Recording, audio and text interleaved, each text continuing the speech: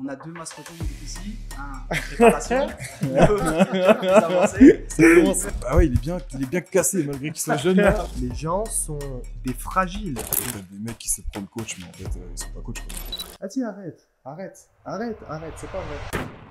Bon bah Max, merci de nous recevoir chez toi, c'est un plaisir. Et on n'est pas tout seul, il y a une personne en particulier, Nico. On va le présenter, on va parler de lui très rapidement. Mais je voudrais simplement introduire ce podcast pour dire tout simplement que c'est vraiment un plaisir d'être en dehors et on va y revenir parce qu'il y a plein de choses qui tournent autour de tout ça. Mais on va rentrer dans le vif du sujet parce que aujourd'hui on va parler sport. Alors, si vous me voyez tout petit, c'est pas qu'une question de perspective, il y a une raison à cela. On a deux mastodontes ici. Un en préparation, l'autre qui est déjà plus avancé. Mais en tout cas, on va y venir. Du coup, Max, ce que je te propose, c'est tout simplement de t'introduire quand même très rapidement, même si les gens te connaissent, c'est très rapidement revenir sur toi. Et puis, directement enchaîner sur présenter notre guest officiel du jour. Bien sûr. Déjà, merci à toi. Merci pour le compliment, Jonas. Ça fait toujours plaisir. Et me présenter, c'est très simple. C'est vrai que les gens me connaissent majoritairement pour le business depuis maintenant presque 10 ans. Et voilà, et très content, toujours extrêmement actif forcément. Mais c'est vrai que j'ai toujours été dans le sport depuis très jeune aussi, puisque j'ai été footballeur en centre de formation. Donc, ce qui veut dire que, alors, footballeur en centre de formation, en l'occurrence, c'était pas dans le monde du fitness, mais ça a été dans la même sphère qui est le dépassement de soi, le sport et vouloir vivre en fait de cette passion. Et c'est vrai que j'ai eu un moment où pendant quelques années, j'ai dû vraiment aussi sacrifier le sport pour le business. Certainement qu'on parlera de sacrifice ensemble. On va y venir. Mais ça fait plusieurs années où je m'y suis mis sérieusement, toujours en préparation. Toujours en prépa. prépa. Tu sais quoi? J'ai eu de la bonne aide, j'ai eu les bons outils, les bonnes personnes autour de moi. Donc bon, préparation, mais ça va. Ok, c'est super. Du coup, on fait la transition directement. Tu connais Nico depuis un sacré bon moment maintenant. Quelques années. Mais moi, ce qui m'intéresse de savoir, parce que pour le coup, on va y revenir, vous allez comprendre pourquoi. Ils se connaissent tous les deux évidemment depuis super longtemps. Mais moi, ce que je voudrais savoir, c'est au niveau sportif, quelle a été votre relation et comment ça a commencé? Et si tu peux en même temps l'introduire et faire une pierre deux coups, ce serait génial. Ouais, bien sûr. Nico, mon frère, grand frère. Bon, on n'a pas encore les mêmes bras, mais ça ne saurait très tarder. Bientôt, on travaille pour. Donc forcément, on se connaît depuis toujours. Je vais le laisser après se présenter derrière, puisque il a, j'ai envie de dire, une histoire qui est très intéressante et surtout, on va dire, un background super intéressant qui a été important pour moi dans le monde du sport. C'est vrai que, comme j'ai dit, pendant plusieurs années, en fait, j'ai arrêté totalement pour me consacrer au business. Et en fait, le sport est pour moi essentiel dans la vie, sa condition physique, parce que ça détermine aussi forcément ta condition mentale. Et donc, en 2021, en fait, Nico va en reparler, mais il s'est lancé vraiment dans le coaching pour accompagner aujourd'hui des gens dans leur transformation physique, si on peut le dire comme ça, puisque ça faisait des années aujourd'hui qu'il était dedans. Et moi, c'est vraiment le même moment où je voulais m'y remettre sérieusement, j'avais plus de temps, etc. Après, la question, ça a été pourquoi Nico? Alors, il y a la réponse simple qui est parce que c'est mon frère, mais je dirais que je ne suis pas de ce genre de personne-là, à juste dire parce que c'est mon frère, je fais ça, parce que c'est ma soeur, je fais ceci, parce que c'est mon ami, je fais ça. Non, pour moi, en fait, ça a été la personne que je connais qui, dans ce domaine d'activité, a été le plus inconstant. Et je vais dire un mot qui me vient tout de suite à l'esprit, c'est le plus vrai. Le plus vrai, ça veut dire quoi? Ça veut dire qu'on voit beaucoup de choses sur les réseaux sociaux, de gens qui prônent ceci, qui prônent cela, alors qu'en réalité, je me suis aussi aperçu quand j'ai commencé qu'il y en a plein qui enseignent des choses qu'ils ne sont même pas capables en fait d'appliquer. Et moi, mon frère, je le connais depuis toujours et j'ai vu que c'est simple en fait. C'était vraiment c'était ça. Quand je dis sa vie, c'est vraiment il aime ça comme se brosser les dents et il est extrêmement compétent puisqu'il avait cette casquette aussi. Médicale qui pour moi était fondamentale de par les blessures aussi que j'ai eues de croisés, un staph, j'ai pas ma flexion complète au niveau du genou donc j'avais besoin en fait de ce retour là et je suis sujet surtout à vraiment aussi investir sur la prévention pour pouvoir durer sur le long terme. Donc il y a cette casquette que je trouvais exceptionnelle, plus la casquette de l'inspiration, faut le dire, et la casquette à un moment donné des résultats. C'est un peu comme tout dans la vie, on dit toujours écoute des gens qui ont ce que tu veux. Ouais. Alors, je suis pas là à dire parce que, je sais pas moi, tu as 50 cm de tour de bras, alors il faut t'écouter parce que comment est-ce qu'ils ont été faits ces 50 cm là. Mais pour le coup, moi, c'est mon frère. Donc, je sais comment est-ce qu'il a fait les choses. Et force est de constater que je connais pas tout le monde, mais dans ce domaine-là, c'est la personne pour moi qui a le plus de connaissances, compétences et plus de résultats notables. Donc, je l'ai suivi et ça fait maintenant plus de 4 ans qu'il me coach de manière assidue. Mais tu as parlé de 2 points qui reviennent souvent dans tes discours de manière générale. Dédication, régularité, constance. Et ce qui est important ici, c'est que tu l'as vu. Donc ici, Nico, on va se concentrer un peu sur toi si ça te dérange pas. C'est un peu pour ça que tu es là. Moi, ce que je voudrais savoir, c'est que c'est surtout pour que les gens puissent comprendre, parce que là, Max parle de dédication, parle aujourd'hui de régularité, mais aujourd'hui, toi, dans le sport, comment tu y es arrivé dans le sport? Donc ça, c'est première question. Deuxième question, c'est l'aspect médical dont Max parle. Autour de quoi et comment? Donc, si tu peux très rapidement... Comme Maximatisé, du coup, ma première profession, c'était dans le médical. Donc, je suis kiné. Depuis... Alors, attends, parce que je commence à être vieux. J'ai été diplômé en 2017. Donc, ça fait un paquet d'années déjà. Je me suis spécialisé dans le sport. Donc, j'ai fait pas mal de formations. Ouais. Donc, à la fois sur certains sports, rugby, etc. Et sur certaines pathologies. Par exemple, tout ce qui est pathologie du genou, ligament croisé, Max connaît. Tout ce qui est blessures ligamentaires, méniscales et compagnie, l'épaule un peu aussi. Okay. Et donc du coup je suis kiné du sport et à côté de ça je suis coach sportif, donc depuis 2020-2021 à peu près. Et je trouve les deux super complémentaires en fait. Parce que du coup ça me permet d'avoir un prisme assez complet. Alors pas, j'ai pas un prisme sur tout, mais le côté... tout ce que j'ai bossé en anatomie, en bioméca, en synésio avec la kiné, ça me sert pour le côté sportif. Et inversement, des connaissances que j'ai via le secteur sportif, ça se voit aussi sur la kiné. Donc du coup, ça me permet d'avoir un spectre d'expertise un peu plus large que si j'étais que kiné ou que coach, quoi. Okay. Ça, c'est intéressant. Est-ce qu'on pourrait dire que tu as fait ce métier pour réparer ton frère? Bah ouais, il est bien cassé malgré qu'il soit jeune. Donc t'es cassé. Pas eu de bol. Non, mais du coup, c'était nickel. C'était le profil adapté. Ouais. Non, pour ça, c'était cool. Clairement. Du coup, là, on a parlé. Du coup, ça fait quand même pas mal d'années que tu es dans le domaine. J'ai pas fait le calcul de tête, mais on est sur plus de 15 ans. Ouais. Hein, ok. On comprend le pourquoi t'es arrivé là. C'est quelque chose qui te passionnait. C'est quelque chose aujourd'hui que tu voulais absolument comprendre. Maintenant, ce qui est intéressant, c'est est-ce que toutes ces études-là t'ont poussé à aller dans le sport? Tu étais déjà dans le sport avant de passer dans ces études-là? Ça a été quoi la relation? Moi, j'étais déjà passionné de sport. Après, la première fois que je suis rentré dans une salle de sport, alors salle de sport indépendante, c'était, je devais avoir 15 ans, quelque chose comme ça. Ok, très tôt. C'était l'époque où il fallait négocier avec le géant pour, t'as 15 ans, t'as pas 18. Donc, je me souviens, il fallait que mon père fasse un papier signé comme quoi il était d'accord pour que j'aille en salle de sport. Okay. Parce qu'à l'époque, t'allais dans les salles, t'avais que des militaires, des pompiers. C'est pas du tout la même population que t'as maintenant. C'était vraiment différent. Mais donc, du coup, quand t'as dit 15 ans, c'est que j'ai dû commencer à 15 ans, la première fois que je suis entré dans une salle. Et là, je vais faire 31 cette année. Donc, ça fait un paquet d'années, quoi. Alors après, ça a été plus ou moins constant parce que il y a eu les études. Pour faire kiné, j'ai dû faire médecine. Donc, ceux qui sont là-dedans connaissent que c'est pas super évident, tu vois, d'allier études et sport. Mais j'ai quand même continué à la salle. Okay. Je me souviens, tu vois, première année de médecine, je m'étais acheté du matos dans l'appartement. J'étais dans un 40 mètres carrés, je crois, et j'avais un banc de coucher et un rack à squat au milieu du salon. J'avais pas de télé, j'avais pas de table basse, et c'était un rack à squat au milieu, quoi. Donc ça, c'était plutôt fun. Mais du coup, ça m'a permis de continuer à travailler, à bosser un peu. Okay. Et puis, je me souviens, tu vois, je révisais une matière, et puis je faisais une série de squats. Je repartais, je relisais un truc, série de squats, tac, tu repartais.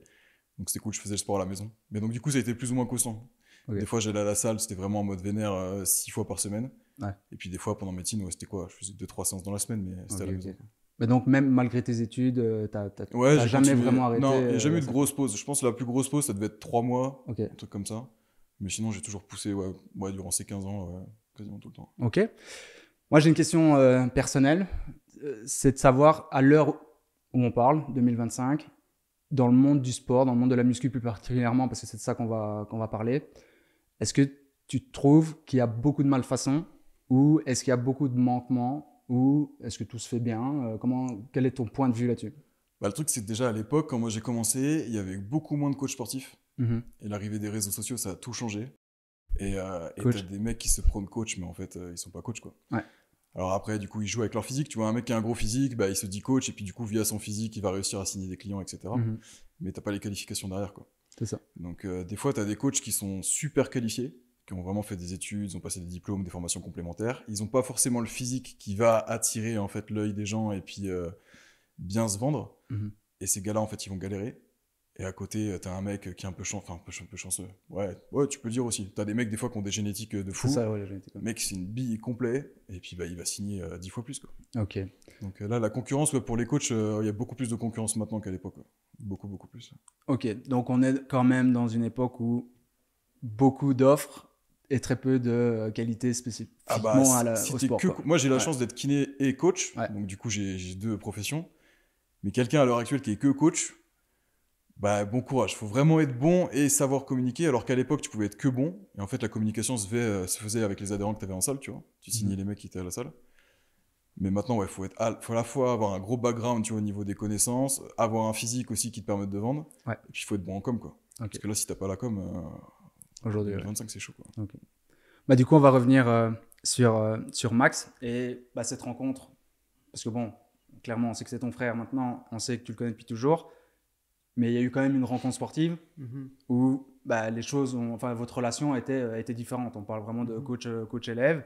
Et ce qui est intéressant ici dans la relation, c'est que moi, depuis que je te connais, tu as toujours fait du sport. Par contre, on a tous vu une différence au moment où tu as commencé sérieusement avec Nico. Est-ce que peut-être tu peux revenir là-dessus? Et surtout, ce qui est intéressant aussi, c'est de savoir qu'est-ce qui t'a apporté alors que tu avais quand même un très gros background sportif derrière toi de base. Bah, je pense en fait qu'au final, peu importe aujourd'hui ce que tu fais, c'est toujours les mêmes codes à respecter pour pouvoir prétendre à obtenir des résultats. C'est même pas pour avoir des résultats, c'est déjà prétendre et après il faut faire les choses pour les avoir. Et moi, je me suis toujours dit en fait quelque chose, c'est j'accepte de ne pas savoir. Et je pense aujourd'hui que pour beaucoup de gens, c'est compliqué, les gens mixent tout, les gens connaissent tout.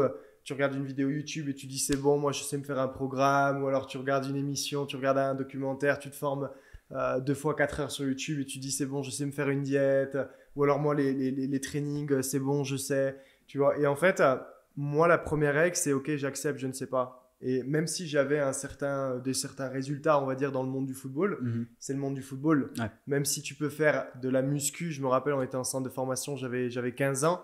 C'est pas de la muscu, c'est de la renfo, en vérité. C'est de la renfo musculaire, tu vois. Donc déjà, en fait, moi, la première attitude que j'ai, c'est j'arrive en 2021, je veux changer de physique. Après, j'ai quand même cette mentalité que j'ai dans le business où j'avais déjà du succès en business. Donc, dans tout ce que je faisais, c'est moi, j'ai la règle des 5 ans. C'est pas forcément une règle c'est une règle que j'aimerais transmettre à la terre entière, tu vois. Mais c'est pas la règle la plus simple à transmettre aux gens parce que les gens ont des time frames plus courtes. Donc c'est OK. Et d'ailleurs, j'ai pu voir avec Nico sur moi, mon propre physique, en seulement quelques mois déjà, mon physique avait pris, on va dire, avait connu une évolution incroyable. Mais moi, je m'étais dit, ok, je démarre avec mon frère pendant 5 ans. J'ai pas envie de lui dire mais. En fait, ça veut dire quoi ne pas dire mais? Ça veut pas dire que au saut du pont, ok, j'y vais, tu vois. Mais ça veut dire que moi, je ne connais pas. Et si je l'ai choisi, c'est que je lui fais confiance. C'est qu'en fait, j'investis sur lui parce que je lui fais confiance. Mais je ne sais pas ce que je ne sais pas, donc juste fais-moi ce que je dois faire. Moi, je vais arriver à tel physique dans 5 ans et moi, j'écoute du mieux que je peux. Tu vois. Donc ça, c'est vraiment mon attitude en fait aujourd'hui de base. Et comme j'ai dit, moi, pour être dans le respect de cette attitude et de ce plan, j'ai besoin d'inspiration. C'est comme tout dans ma vie. Je ne peux pas suivre quelqu'un, ou vu que je sais que je suis quelqu'un d'extrêmement discipliné, je ne peux pas suivre quelqu'un qui va être moins discipliné que moi. Okay. Et mon frère dans ce domaine est plus discipliné que moi. Donc, ce qui veut dire en fait que, tu vois, j'ai tout de suite le truc de si je le suis, c'est sûr, ma shape, je l'ai. J'ai pas de doute en fait là-dessus. Donc après, il a fait ce qu'il avait à faire. Ce que j'ai beaucoup aimé, contrairement à ce que j'ai vu sur le côté, c'est que t'as plein de coachs qui vont arriver, vont dire tiens, je t'envoie un programme, tiens, je t'envoie une diète. Ils te posent pas de questions. Ouais. Moi, je sais que forcément, il a pris soin aussi de mon genou, des mouvements que je pouvais faire, de comment est-ce que je me sentais, du business, des voyages. Tu vois, on n'en parle pas trop. Mais souvent, moi, j'avais cette impression que suivre une diète, c'était riz blanc avec du poulet. Dégueulasse, pardon de le dire comme ça. Tu vois que je vais devoir manger tous les jours. Et je fais comment, moi, quand je bouge? Tu vois ce que je veux dire? À un moment donné, je suis dans les avions. Je fais quoi? J'amène ma barquette comme tous là. Tu vois, et je me dis, je peux pas faire ça, tu vois. Et vraiment, il avait cette approche de me dire, non, mais t'as pas besoin de ça. Alors, t'as besoin de manger diète, tu vois. T'as besoin de faire attention à ce que tu manges. Mais t'as pas besoin d'avoir... Tu peux vivre, en fait, tu vois. Et donc, ça a été super adapté. Le plan a été super adapté à ma vie. Et après, j'ai posé des questions, j'ai appris. Il y a eu tout un plan. Là, ça fait plus de 4 ans, vraiment, semaine après semaine. Et puis, j'ai envie de te dire que moi, aujourd'hui, je suis comme un étudiant, en fait, tu vois. C'est-à-dire que quand je dis je suis comme un étudiant, bien sûr, j'ai appris des choses, je sais des choses, mais moi, je suis pas un coach, moi, je suis à ma place, tu vois. Par contre, je sais que, comme tout dans ma vie, j'ai fait les bons leviers autour de moi. Et dans le levier sportif et santé, voilà, j'ai choisi mon frère et on n'a pas obtenu, quand je dis on n'a pas obtenu, je veux encore beaucoup plus. Je suis déjà très content du travail qu'on a fait ensemble. Du coup, est-ce que ça marche? Je sais pas, peut-être qu'il y en a certains, ils vont me dire que j'ai un physique de fragile. Ça va. Mais moi, je suis content, je me sens bien dans mon corps en tout cas, et ça évolue bien. Donc. Pour le coup, on a vu la différence. Donc, il y a eu une progression, on va dire. Il est bon élève? Ouais, c'est ce qui fait la différence avec Max. Mais c'est pas par rapport à sa génétique ou tu vois, des fois on dit que t'as des mecs, ils ont des golden genetics, ce qu'on appelle. C'est que le mec, genre, il sniffe une haltère et direct, le mec, il est énorme, tu vois. Et Max, sa grosse force, c'est pas ça, c'est dans la tête. Et en fait, tu te rends compte que dans le sport, qu'importe le sport, hein, la grosse différence, c'est dans la tête. Tous les champions dans n'importe quel sport, la diff, elle se fait, c'est la psychologie, c'est le mental. Et Max, comme il dit dans le business, c'est qu'il a une façon de raisonner, de penser, de voir à long terme. Du coup, il a un esprit qui structure. Et ça, une fois que tu as ça, tu peux performer dans tous les domaines. Mais je pense que ce soit dans la musique, dans le cinéma, dans n'importe quoi. Si tu arrives à structurer tes idées, à te voir progresser, à visualiser la progression, le temps que ça va mettre, les efforts qu'il faudra fournir, le fait d'être régulier, d'être constant, c'est gagné. Après, ta génétique, automatiquement, on n'a pas tous les mêmes morphos, on n'est pas tous foutus pareil, mais le plus important, c'est dans la tête. La diff, c'est dans la tête. Du coup, par exemple, sur une transformation physique, parce qu'on va le voir après, mais il y a quand même... Tu as quand même une certaine idée sur le temps que peut prendre une transformation. Tu as quand même une certaine... Ça va dépendre de plein de trucs, en fait. Déjà, ça va dépendre de la personne. Donc, tout ce qui va être génétique. Ça va être aussi, par exemple, tu vois, si la personne elle a des pathologies. Typiquement, si je vais coacher un diabétique qui a du cholestérol et puis, je sais pas, qui a un problème de thyroïde, tu pars pas pareil qu'un mec qui est qui est sain, qui a aucune pathologie. Pareil, moi, j'ai des clients, j'ai des clients paraplégiques, par exemple, au sport. Via la kiné, du coup, ça m'a permis de toucher cette niche-là. Et t'as un client qui est para, voilà, il peut pas se servir de ses jambes, il peut aussi bien se développer du haut du corps, mais t'as quand même plus d'obstacles en fait dans sa progression que quelqu'un qui n'aurait rien, quoi. Ok, donc c'est vraiment... Ça dépend de l'individu, ça dépend de l'environnement, ça dépend de plein de trucs, ton boulot.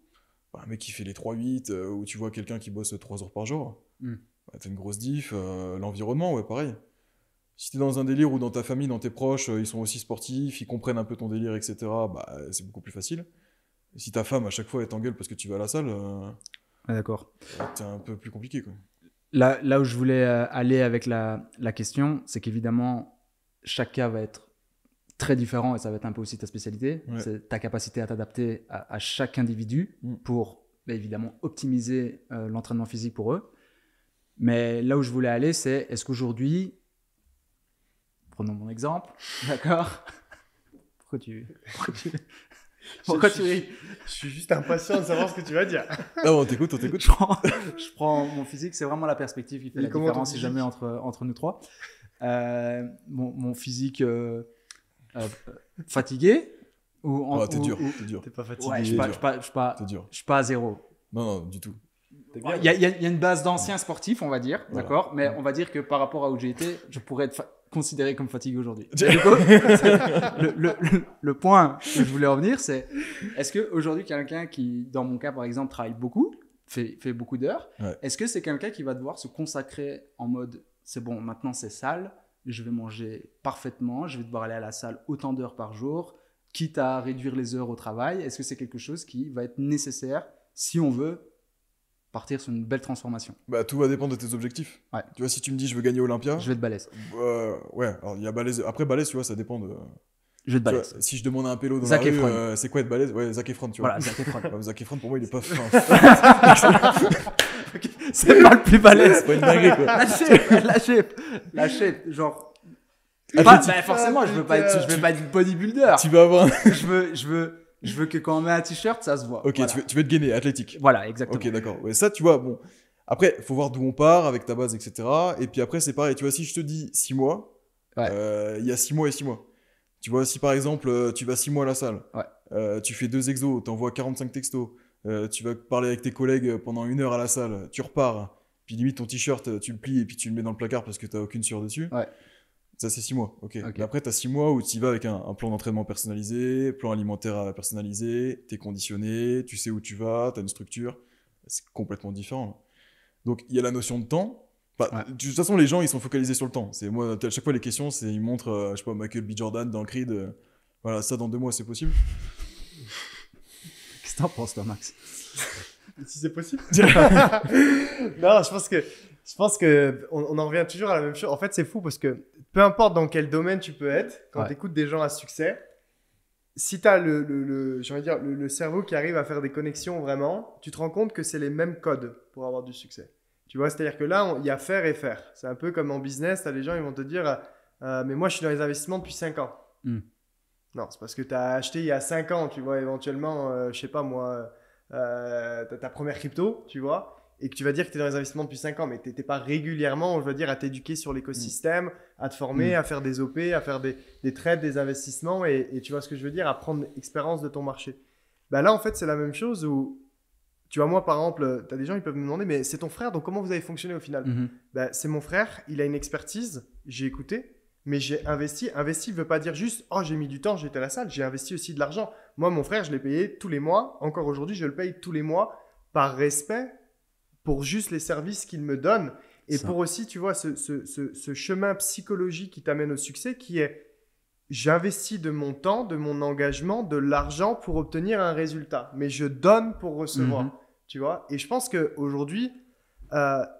moi, je sais que quand mon frère il m'a dit écoute, en 3 mois, on va aller chercher ça. En 6 mois, on va aller chercher ça. En 1 an, on va aller chercher ça. En 3 ans, on va chercher ça. Là, par exemple, tu vois, on a une cut, on va aller chercher ça. On va avoir une prise de masse, c'est ça l'objectif. En fait, tout est tellement clair avec un plan détaillé où il s'investit. Je m'investis, on s'investit tous et ça marche. Mais à un moment donné, tu peux avoir le meilleur coach.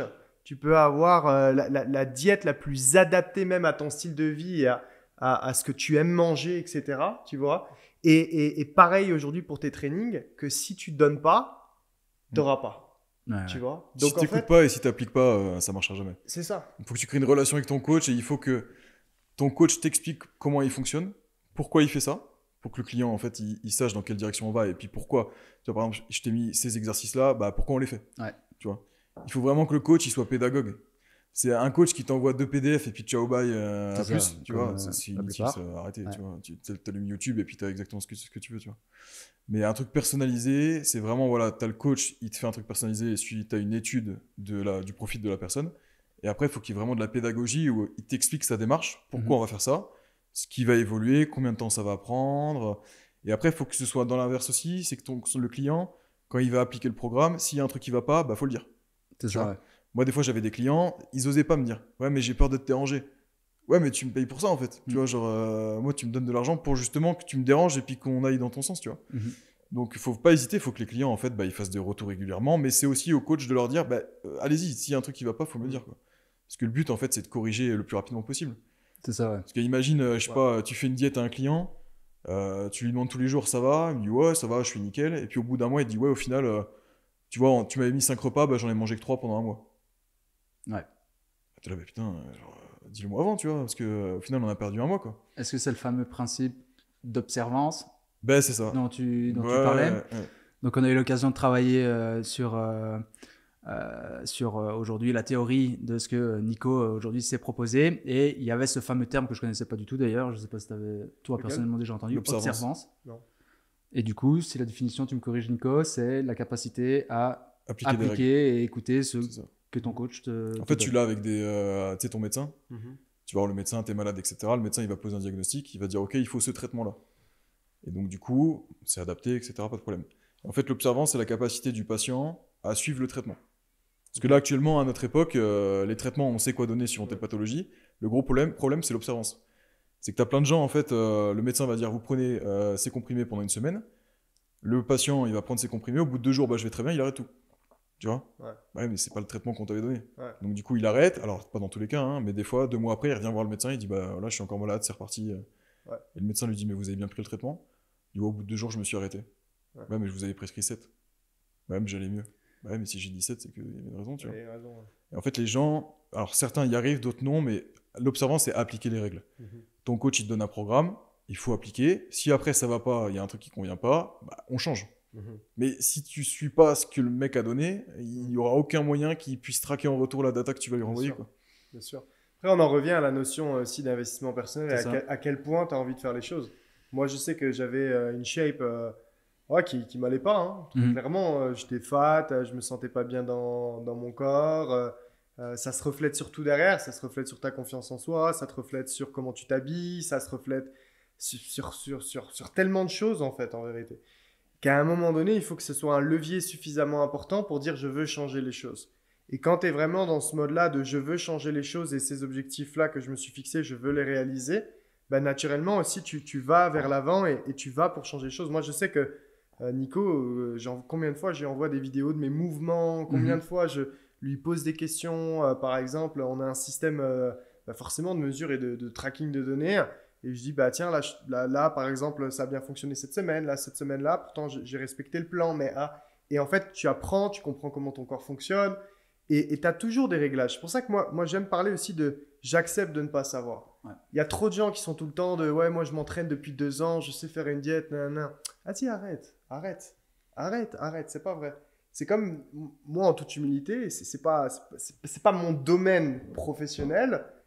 Je pense que j'ai une shape intéressante et je pense que quand on va dans les salles ensemble, même en termes de performance, je suis satisfait. Tu vois, quand je dis je suis satisfait, je suis pas comblé. Mais je veux dire, je peux voir que je suis pas une gaze. Tu vois ce que je veux dire? Mais je ne sais pas. Encore là, on s'est entraîné cette semaine et j'ai envie de dire qu'il y a eu pas mal d'exos où c'est des tout petits réglages. Certes, c'est pas un réglage sur le gros du mouvement, mais c'est un tout petit truc qui, tu sais quoi, fait la différence. Mais si tu es dans le mode de je sais, moi j'ai plus besoin de coach. Ça fait 4 ans. En fait, tu progresses pas. Or, les meilleurs dans ce monde, font toujours appel à d'autres personnes pour les faire élever, tu vois. Clairement. Tous les champions ont toujours un coach. Ça, c'est sûr et certain. Mais ici, déjà, on a parlé de pas mal de choses intéressantes. Il y a un truc que je voudrais voir avec toi, Nico, c'est aujourd'hui, quelqu'un qui veut transformer sa shape, et si je prends l'exemple de Max, qui aujourd'hui a fait appel à cette connaissance spécifique, il y a, si je ne me trompe pas, 4 points fondamentaux à développer pour avoir une belle transformation. Sans rentrer évidemment dans les détails, mais ces 4 points-là, parce qu'en fait, je sais c'est quoi le dernier, je vais rebondir là-dessus. Mais du coup, les 4 points, ou les 3 parties, je ne sais plus, c'était 3 ou 4, qui doivent t'amener à avoir des résultats, et ainsi de suite. Donc ça serait quoi? En fait, si tu veux les moyens pour progresser, t'aurais déjà, c'est écouter.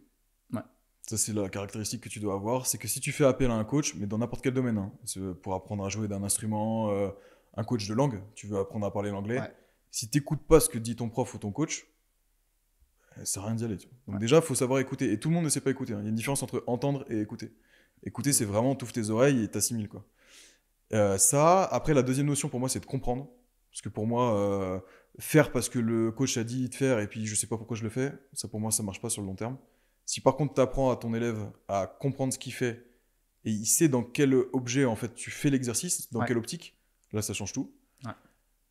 Après pour moi, faut être, il y a une notion de régularité. C'est se dire que voilà, tu as un objectif, ça peut être un acteur de cinéma, un chanteur, je sais pas, peu importe.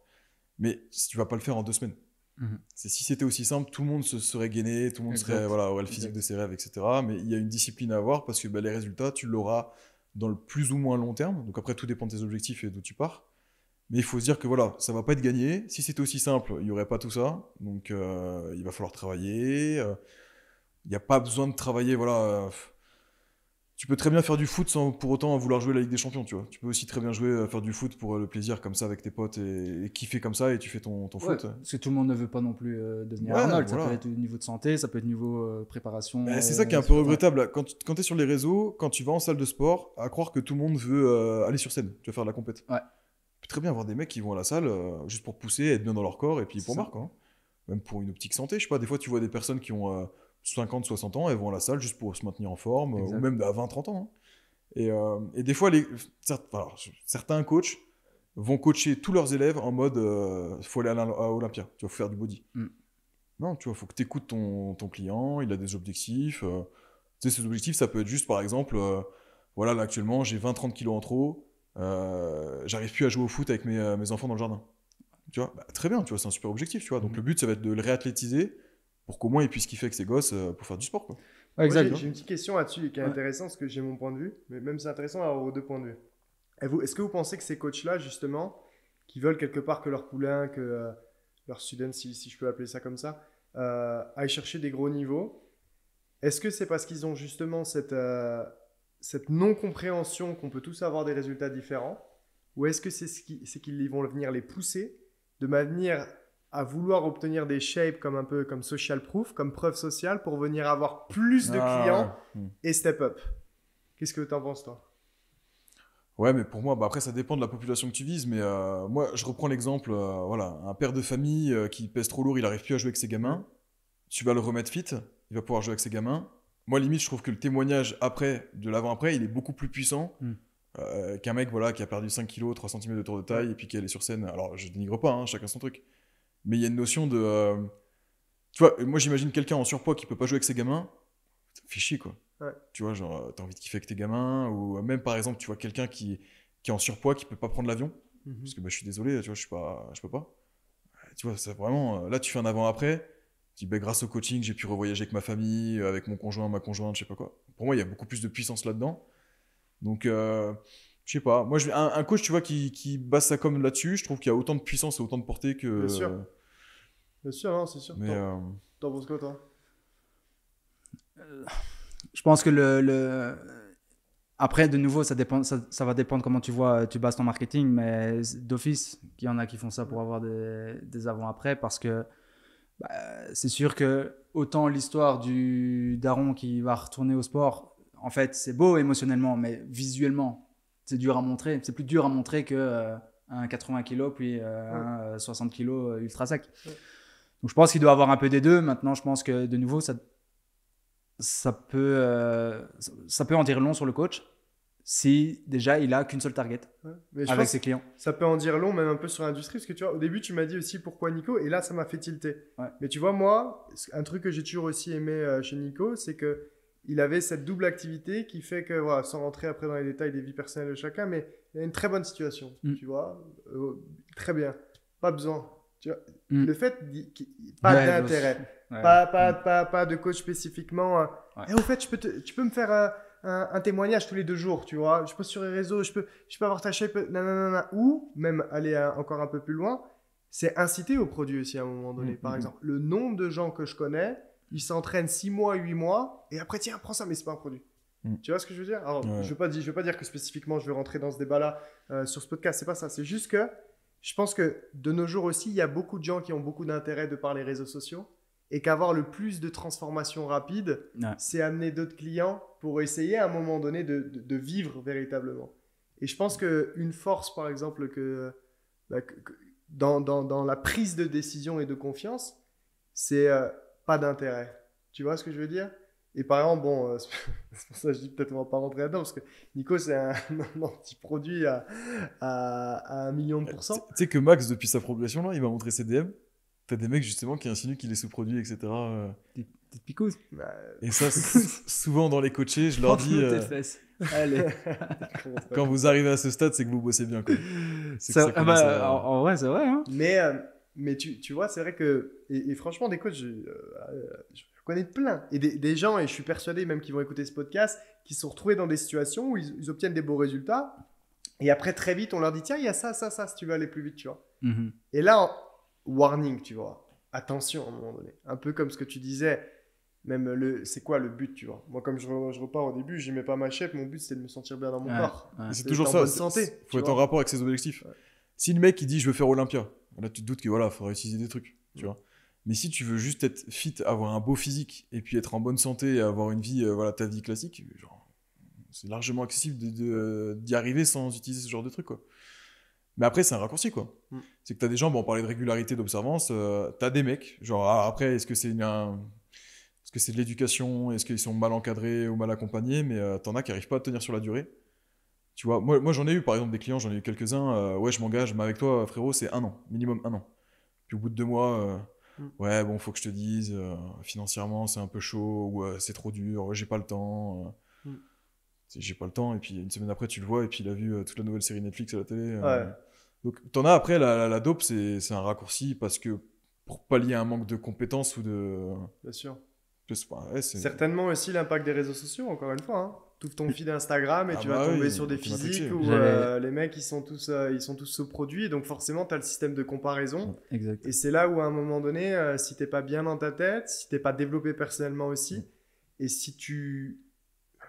Je veux pas aller dans du jugement, mais je pense que beaucoup de gens manquent de confiance en soi, qui font qu'à un moment donné, c'est si je peux avoir un gros physique, peut-être que ça va pallier ça. Et c'est tellement dommage, quoi. Mais d'un autre côté, les réseaux sociaux apportent du bon pour plein d'aspects et beaucoup de mauvais pour cet aspect comparaison et de la mauvaise comparaison. Mais tu vois, t'as dit sur Insta, mais t'as dit juste avant que quand elle est à la salle, justement, tu vois par rapport aux autres que t'as un bon niveau perf esthétisme. Je pense que des salles, si on compte toutes les salles qu'on a faites, même dans tous les pays qu'on a fait, tu vas dans les salles, tu vois, le niveau il est pas aussi élevé que sur Insta. C'est juste qu'Insta, en fait, ça te concentre des top physiques qui représentent 0,00001% des pratiquants. T'as l'impression que c'est la norme, parce que ça te change complètement, ça te fait une remodélisation de ta norme, en fait. Mais la vie de tous les jours, c'est pas ça, quoi. Tu as une salle de sport... Sans parler du fait que juste si tu vas sur la plage ou que tu te bailles dans la rue en plus. Ouais, ou même dans la rue. Bah, faut te dire, en fait, si t'es dans la salle de sport, tu te compares aux autres, t'es déjà avec des sportifs. Donc si en plus tu te balades à la plage ou dans la vie de tous les jours où t'es avec des non-sportifs, bah voilà, tu réalises que Insta, ça te matrix en fait. Ouais, 100%. Et tu penses que ça, aujourd'hui, dans les clients que tu pourrais avoir ou aujourd'hui dans toutes les demandes que tu as, tu ressens cette pression sociale de ouf. Des réseaux sociaux sur le physique des gens? Ouais. Bah moi par exemple, tu vois, dans les objectifs, alors je sais pas si c'est plus féminin ou plus masculin, je pense pas. Mais dans les objectifs, voilà, je prends des exemples féminins, mais c'est parce que c'est les derniers, c'est pas que c'est que les femmes qui réagissent comme ça. Mais souvent les femmes, sur les dernières clientes que j'ai eues, quand elles te montrent leur objectif, elles te montrent des top physiques, genre Paige Hathaway à son prime, tu vois, des trucs comme ça. Et elles disent, oh, je kifferais avoir un cul comme ça, tu penses que dans 2 ans c'est possible? Et c'est comme si tu mets ton gamin au foot, tu dis au coach, dans 2 ans c'est Cristiano Ronaldo. C'est possible. Et en fait, la norme, elle a complètement changé. Si tu regardes, même il y avait une trend sur les réseaux à un moment, il te disait, je crois que c'était sur l'acteur de Spider-Man, c'est le premier. Et il disait un mec qui était musclé à cette époque-là à Hollywood, le mec il était torse nu, il était bien, il était athlétique et tout. Et puis maintenant on compte des mecs, ils ont 52 tours de bras, tu vois, ils ont limite 52 tours de taille, je dis une connerie, c'est complètement démesuré. On est dans la démesure en fait. C'est que maintenant, tu as l'impression qu'il faut être 52 tours de bras, avoir un bench à 200 kg, avoir un squat à 250, et si t'as pas ça, t'es une merde. Et ça, c'est les réseaux qui ont tout matrixé, quoi. Parce qu'il y a 10 ans, c'était pas du tout comme ça. À 10 ans, moi, je me souviens, les premières barres à 100 kg que tu passais au développé couché, c'était une dinguerie. T'avais 100 kg couché, t'étais... Mais la populace a beaucoup changé, tu disais. Parce que moi, à cette époque-là, je m'entraînais pas. Mais tu disais que, justement, là, dans les salles de sport... que c'était pompiers majoritairement, ou déjà, militaires, il y avait pas de femmes. Il y avait que des mecs. Il y avait peut-être une femme, c'était la femme du gérant, tu vois. Et non mais c'était vraiment ça. En vrai, c'est une dinguerie. T'avais que des mecs. T'avais des militaires, des gendarmes, tu vois, des pompiers, des anciens sportifs, des bodybuilders, tu vois, des culturistes. Mais sinon, ouais, t'avais pas de femmes. Et ça, après, t'as eu une traîne un peu aux États-Unis avec les Matogus et compagnie. Tu sais, c'est les premiers influenceurs muscu qui ont lâché des vlogs. Tu sais, c'était l'époque le grande époque du vlog. Et ils filmaient toute leur journée. Je me lève, qu'est-ce que je bouffe, je vais à la salle, etc. Et là, t'as eu c'était les débuts Gymshark et compagnie. Et là, ça a commencé à pousser. Et là, t'as commencé à avoir de plus en plus d'adolescents. Parce que c'est pareil, t'avais pas de jeunes avant. La moyenne d'âge dans les salles de sport, c'était 35 piges. 35-40 piges, tu vois. Maintenant, je sais pas, tu fais la moyenne d'âge, t'es plus sur du 18-22. C'est une dinguerie de voir à quel point le conditionnement change une société. Je me rappelle trop à cette époque-là, les gens, pas les bodybuilders, les gens qui allaient à la salle. Tu sais, les tout mastoc avec les chemisettes là, tu sais, qui descendent juste comme ça, ils avaient des pantalons en velours ultra larges là. Ils s'habillent tous de la même façon. Et c'est vrai que maintenant que tu le dis, parce que c'est pas quelque chose que j'ai réalisé, parce que c'est pas l'endroit forcément que je fréquente le plus, les salles de sport. Mais maintenant que tu le dis, il y a 10-15 ans d'ici, en fait, on voyait que des mecs ultra basiques qui étaient en salle. Pas qui faisaient du sport, parce qu'en fait, tu faisais du sport, c'était du foot, en fait. Ou si tu faisais du basket ou des trucs comme ça, mais pas la salle. Même la façon de s'entraîner a dû énormément évoluer alors aussi de par les réseaux sociaux. Alors là, ouais, c'est un délire. Hein. Mais pareil, il y a des trends des fois sur les réseaux où tu vois à l'époque comment on s'entraînait. C'était que du polyarticulaire, des gros mouvements en barre libre. Tu sais, même les salles, c'était des vieux hangars, les poids ils étaient rouillés, que des barres lourdes, c'était squat, soulevé de terre, couché, de l'haltère, que du poids libre. Et là maintenant, tu vois des pélos. Je critique pas, ouais, vas-y, si je critique quand même un peu. Tu sais, les mecs, ils vont te faire de l'unilatéral à 25 degrés, rotation interne, et puis il faut que tu aies un tempo de 10 secondes. Ils se branlent, quoi. C'est de la branlette, tu vois. Mais non. Après, c'est parce qu'à l'époque, comment dire, c'était bien vu, et puis on aimait avoir mal en allant à la salle, tu vois. Il fallait, tu vois, les mecs gueulaient, c'était vraiment, on se poussait à fond, etc. Là, par exemple, on est à la salle ce matin. Limite, t'as une petite musique classique, tu vois, en fond, personne ne parle, tu vois, il n'y a pas un bruit. Tu t'entends pas les gens gueuler, les gens souffrir. Moi, je suis sûr que tu mesures le taux d'hygrométrie des t-shirts, tu vois, quand ils sortent, il n'y en a pas beaucoup qui ont le maillot mouillé, quoi. C'est vraiment... Après, ça a changé parce que les salles, à l'époque, c'était vraiment un lieu de sport. Genre, tu te fracassais la tronche, tu vois. Et là, la salle, c'est un peu un lieu social où tu rencontres, tu vois, ton cercle social, tu discutes, t'as fait quoi ce week-end tu vois, c'est un lieu de rencontre un peu. Même, t'as plein de couples qui sont faits dans les salles de sport maintenant. Ah, j'avoue. À l'époque, tu pouvais pas faire une rencontre avec des mecs. Des mecs qui pesaient 140 kilos avec des têtes de taureau. Il y a d'autres types de couples. Mais les salles ont changé, ouais.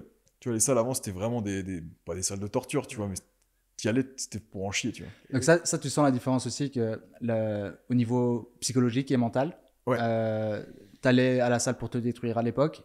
Ouais, les gens sont beaucoup plus fragiles. Ça veut pas dire qu'il y a plus personne qui le fait aujourd'hui, évidemment. Mais c'était beaucoup plus marquant à l'époque qu'aujourd'hui. Et aujourd'hui, c'est plus tu vas pour acheter, pour être bien habillé, être stylé, faire des photos sur Instagram. Et ouais, puis même en fait, tu regardes les gens, ils sont plus attirés vers les exercices où c'est chill, tranquille. Dans toutes les salles, je pense, enfin, les gens sont bons, mais t'as des espaces poids libres, t'as des espaces machines guidées, des espaces cardio. L'espace soulevé de terre, il est rarement pris. Tu vois, en poids libre, même, il y a rarement du monde. Par contre, les espaces machines guidées. Tous les pratiquants de muscu qui font de la muscu depuis longtemps, ils savent très bien que dans les salles, il y a toujours des machines à la con qui servent à rien, c'est de la merde, tu vois, mais elles sont toujours prises. Parce qu'en fait, t'es sur cette machine, tu pousses 2-3 plaques, t'es bien, t'es assis, t'es confort, etc. T'en profites pour envoyer des textos. Et les gens, en fait, ils sont obnubilés par la facilité, le confort, la règle de non-douleur. Il n'y en a plus qui se font violence comme avant. Hein. Enfin, il n'y en a plus. Est-ce que t'as pas l'impression que c'est pas que dans le sport en fait? Mais c'est pour ça que pour moi c'est fascinant. C'est pour ça qu'en fait dans tout ce que je fais, moi j'ai toujours un main focus sur ce que je fais. Donc mon focus principal c'est mes affaires, c'est mon business, etc. Mais je veux toujours être dans une position aussi d'étudiant, apprendre et découvrir. Pourquoi? Parce que quand tu es que dans la position de transmettre, tu es que dans ton domaine avec ta manière de voir les choses. Et tu revois plus les choses en fait d'un autre œil. Et tu vois, quand on entend Nico, par exemple, c'est hyper intéressant parce que grosso modo, c'est la même chose dans le business. Les gens sont beaucoup moins résilients, les gens veulent plus s'éduquer, les gens veulent gagner le plus rapidement possible en faisant le moins possible. Les gens sont des fragiles. C'est pas méchant, c'est pas histoire de mettre un punch, ce que je dis là, c'est que c'est la vérité. La société s'est fragilisée. Moi, je me rappelle que mes premières années, en plus, j'ai redémarré le business à peu près dans les mêmes années. Je prenais ma caisse, je faisais des nuits blanches, je dormais dans ma voiture et c'est pas des histoires à la con. J'ai X vidéos et X photos qui montrent ça. Tu vois, tellement fatigué que je me rappelle un jour j'arrive devant chez moi et je m'endors sur mon volant, tu vois, j'ai même pas la force d'aller me coucher. Ça, tu dis ça aux gens ou tu transmets ça, ils vont dire mais t'es malade toi ou quoi? Moi je suis pas assez, je vais plus être aligné, je vais être déséquilibré et puis il va se passer ça et puis je vais aller en burn-out, tu vois. Et en fait, pourquoi je reviens à ce que je disais, que j'adore me mettre dans des situations où j'apprends et je veux rester dans ce mode-là, c'est parce que je me dis, putain, mais en fait, c'est à chaque fois la même chose, tu vois. Et t'apprends une langue, c'est pareil. Et tu fais un nouveau truc, c'est pareil. Par contre, quand tu comprends comment la société fonctionne et pourquoi elle n'a pas de résultats, t'as juste, comme j'ai dit, à chaque fois suivre la même recette qui marche. Tu t'enlignes du bon environnement, tu crées le bon levier avec les gens qui ont les connaissances, l'expérience depuis longtemps. Tu vois, moi, je peux pas savoir comment c'était il y a 15 ans puisque je m'entraînais pas. Par contre, je peux utiliser un levier qui sait, auquel j'investis ma confiance, mon temps, mon argent aussi, pour qu'il m'aide quelque part à aller au step que je veux. Mais après, j'ai aussi ma manière de penser où je vais être capable de, tu vois, créer les connexions avec ce que je connais et de me dire, mais en fait, c'est simple, tu vois. Juste fais pas comme tout le monde. Juste, et ça marche. Mais c'est bien sûr, c'est la société qui se fragilise. C'est dans tous les domaines. C'est la vidéo de Dana White. Je sais pas si tu vois de quel je parle.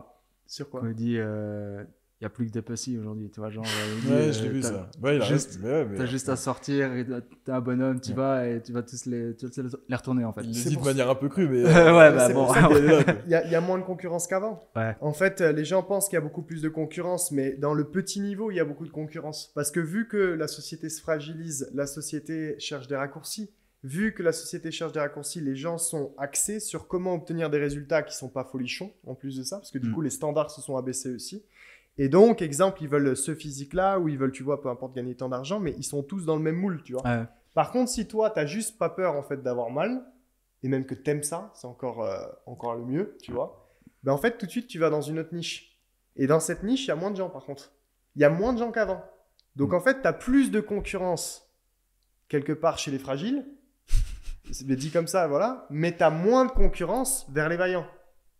Donc, si tu te mets dans les vaillants, et que tu es prêt à mettre du temps, souffrir, on s'entend, hein, mettre de l'argent, apprendre, arrêter de dire mais, je sais, mais en fait, le chemin, il est tracé. Tu vois ce que je veux dire? Et c'est d'où on dit que c'est juste une histoire de mode de pensée dans tous les domaines, en fait.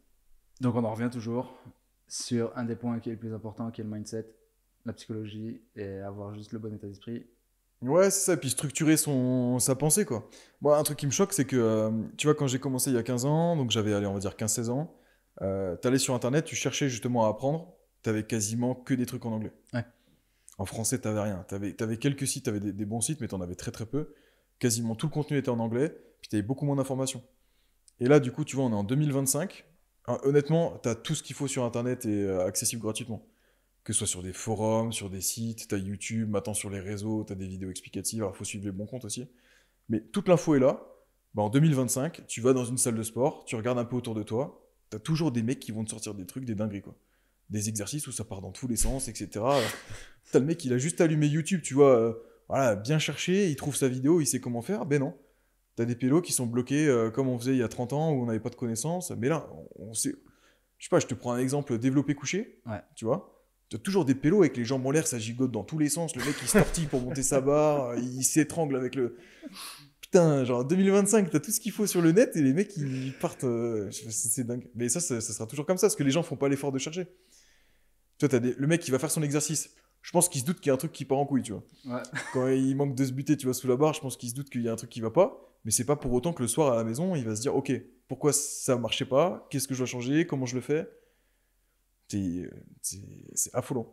Moi, ça, c'est un truc que après, je sais, dans mon domaine particulièrement, je sais pas au niveau muscu ou même particulièrement au niveau business, c'est le manque de curiosité de vouloir apprendre un domaine que tu maîtrises pas, en fait. Et ça, moi, je le ressens particulièrement dans mon domaine, mais j'imagine que là, ce que tu expliques, c'est exactement la même chose, en fait. Ouais, moi, personnellement, tu vois, ça me fait chier d'être incompétent sur un domaine. C'est ça. Alors, je pourrais pas être bon partout. Il y a des domaines où, voilà. Mais tu vois, être face à un truc où je suis vraiment merguez et d'accepter de me dire, ouais, mais je suis merguez, mais c'est pas grave. Tu vois.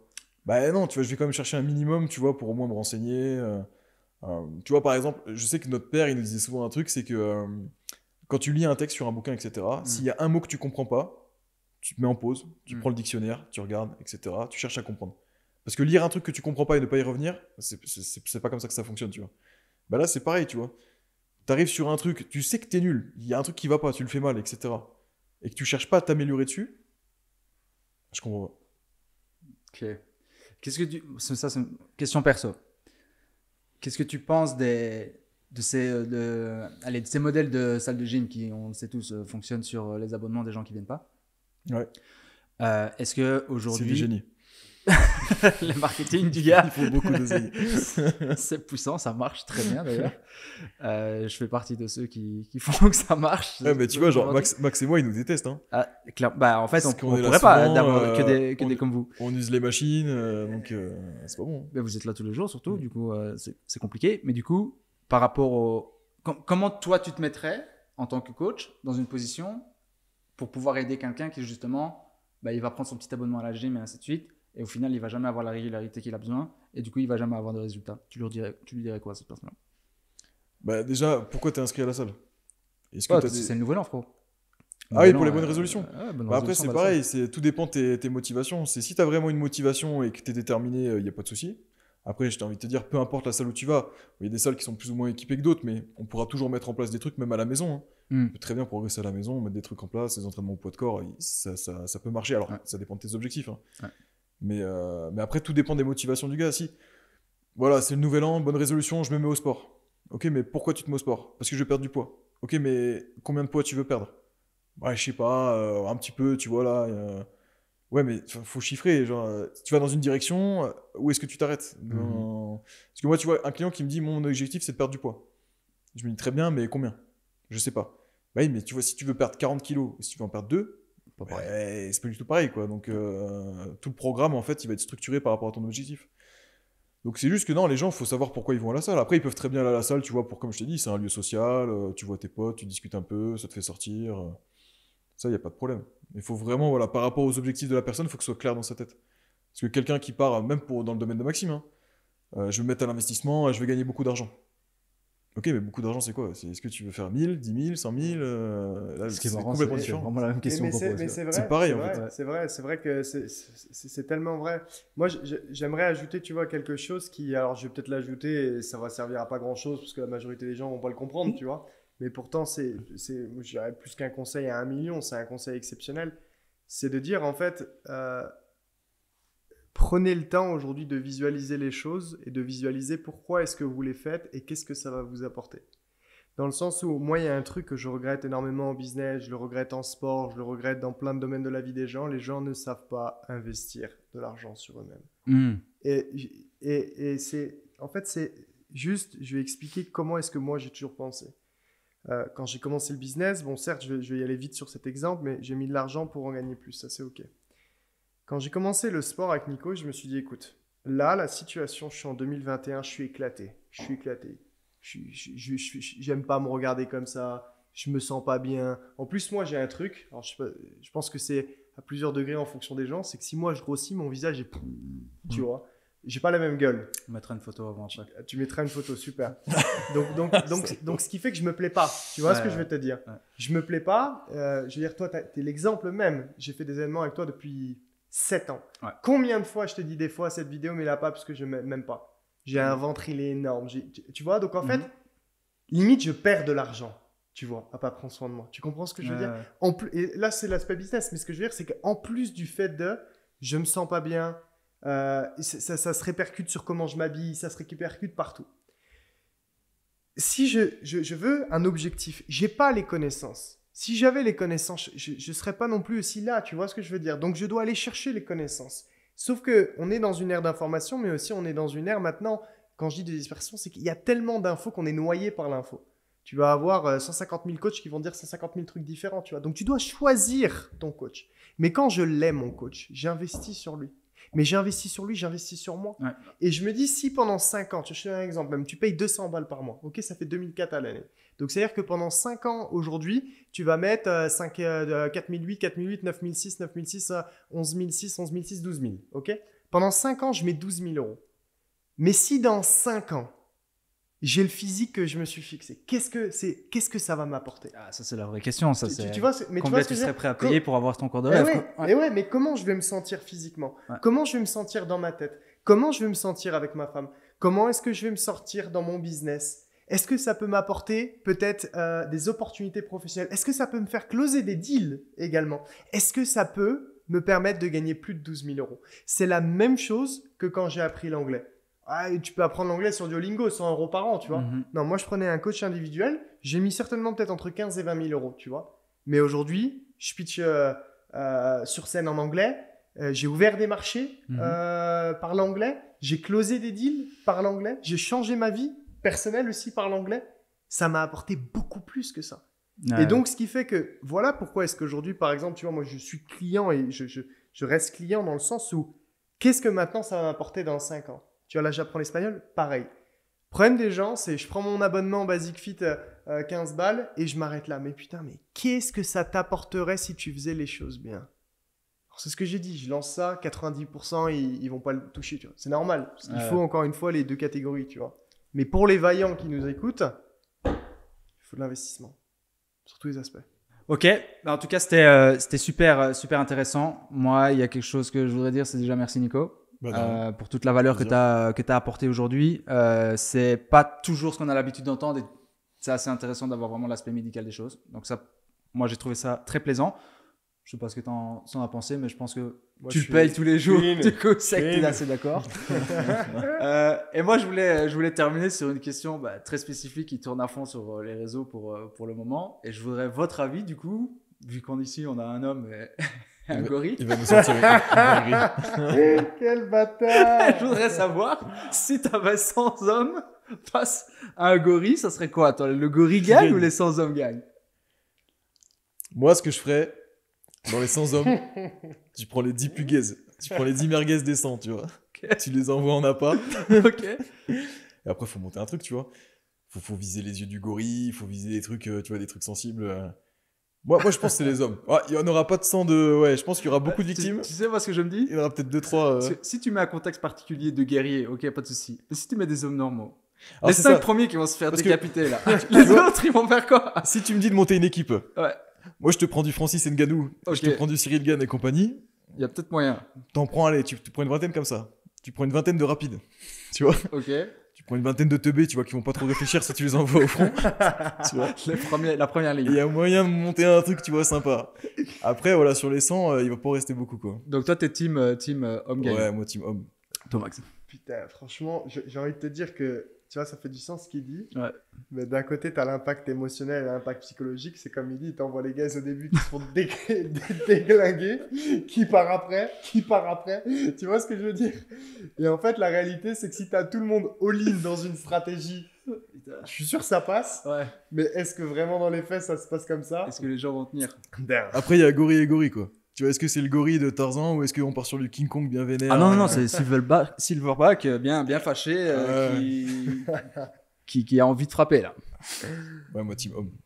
Moi, je pense pas vers team homme aussi. Mais team homme organisé. Ouais, il faut s'organiser. Parce que si on n'a pas le temps de s'organiser et que le gorille fonce dans le tas... Si vous êtes team homme organisé, je peux que être in. Mais il y a le mot organisé. Et ça, c'est la clé. C'est la clé. Au moment où tout le monde y va, tu vois. La stratégie. Voilà. De toute façon, on clôture là-dessus. Parce que ça résume bien.